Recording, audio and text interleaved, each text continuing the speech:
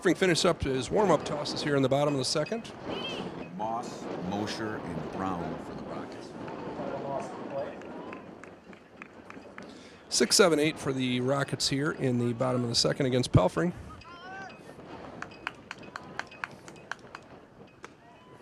Just a bit outside.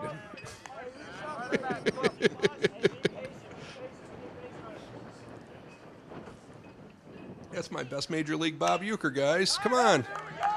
And Moss hits a line shot through the box, back up the middle.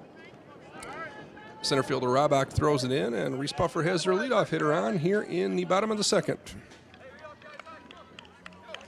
Coming up next, the left fielder Trevor Mosher, who I believe was the pitcher for Reeths-Puffer in Game 1. Was he not, Randy?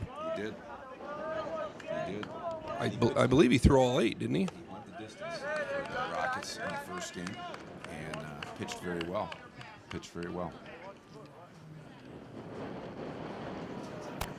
Wow.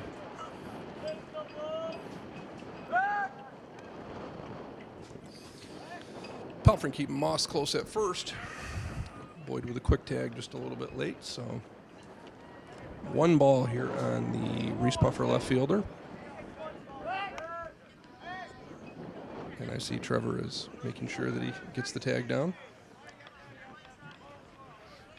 That is the Trevor Boyd that we know. And love. And love, absolutely.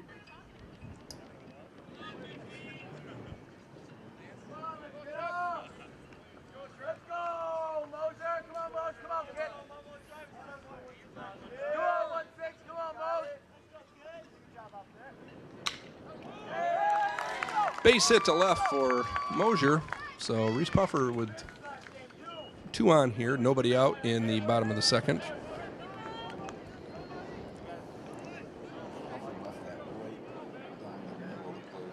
Thigh high.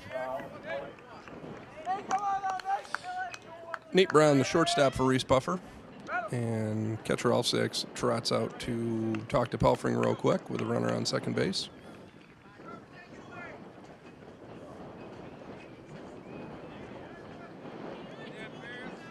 I can honestly say Adams probably caught 100 of Steve's games. Absolutely. And Joe's.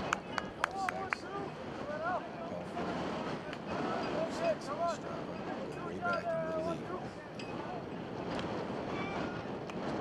All-Stars.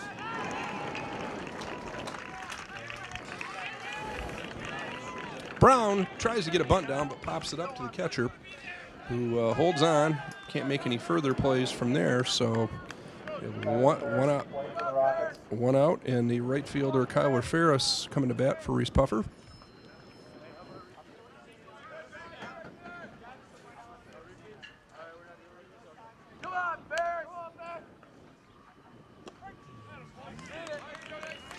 Puffer and curveball bends over the plate.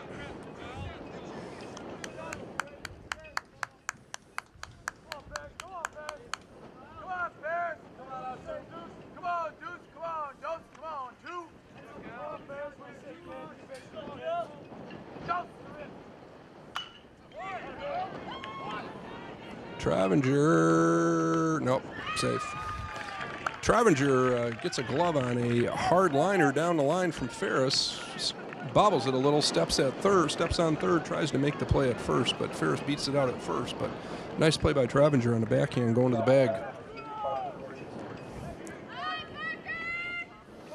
Richardson up for a second time here in the Reeths-Puffer second. Took one off the ankle for a hit by pitch here in the first inning. 2 outs here, and Richardson fouls off the first fastball from Pelfrey for strike 1. I'm noticing Kimmon's got a much better vantage point for games here at Kennewood than he did at Mona Shores. And Richardson hits a long fly ball deep center field over Robach's head. Went underneath the fence, so we're going to have a ground rule double here which I think probably is high school is an auto 2 bases or.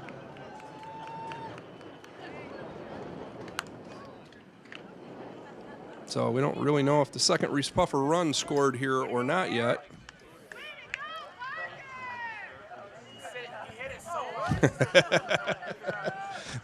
We got some good humor up here in the box today. And umpire goes out and says 2 bags. So lucky break for the Sailors as that ball went under the fence because Ferris would have scored easily.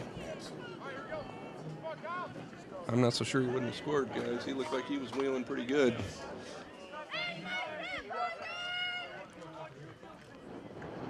Yeah. That was about a 60-foot fly ball that young man hit right there. So 3-1 Sailors, 2 outs here in the bottom of the second with Kyle Versailles, the Reeths-Puffer second baseman, up to the plate. Where's that at? Wow. I guess you got to be 6 inches further out for that to be a strike. Holy cow. Versailles grounds to short. Lawson up with it. Over to first baseman Boyd, and 3 outs here in the Reeths-Puffer second. So after 2, Mona Shores 3, Reeths-Puffer 1.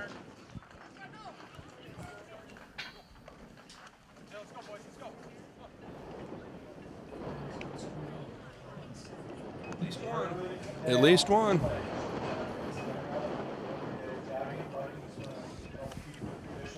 Pelfring dodged a bullet there, Randy, with that ball going underneath the fence, because that had at least 1 and maybe 2 more runs. When Colin Rawbeck, the Mona Shores center fielder, raised his hands indicating that the ball had gone through the fence, the batter was approaching second base. He would have easily got to third base. That ball was well hit by the leadoff hitter, Parker Richardson, and that would have been a triple and scored 2 runs. But Pelfring was the beneficiary of the ball getting under the fence, and it ended up being a 1-run inning. Alfsack's a Sailor catcher. What do you do first up? Struck out? Alfsack. No, he grounded out, or fielder's choice or whatever. No, he had the base hit. Base hit that went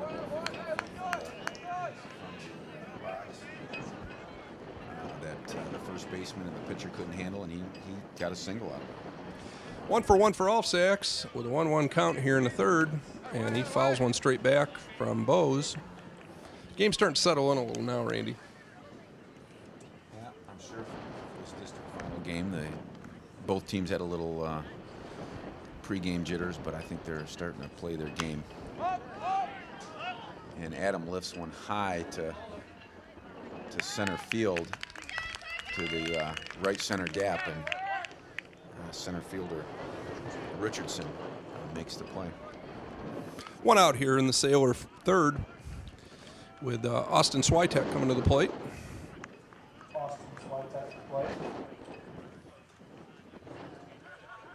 Switek got on a fielder's choice in the first inning.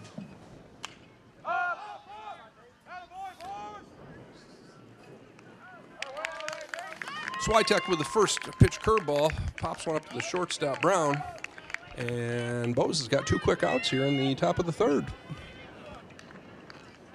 Brings up the center field or left fielder Jared Karnitz.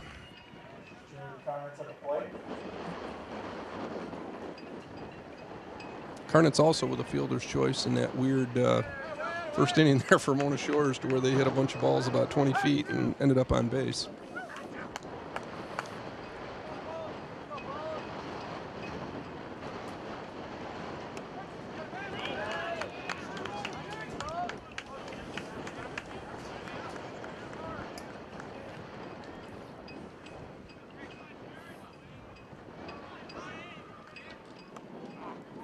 Bose misses low with the 0-2, so 1 ball, 2 strikes here on the senior Sailor left fielder.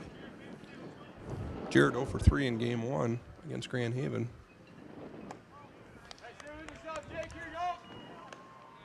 Takes the next Bose offering high, so counts even here, 2-2 on the, with 2 outs here in the third.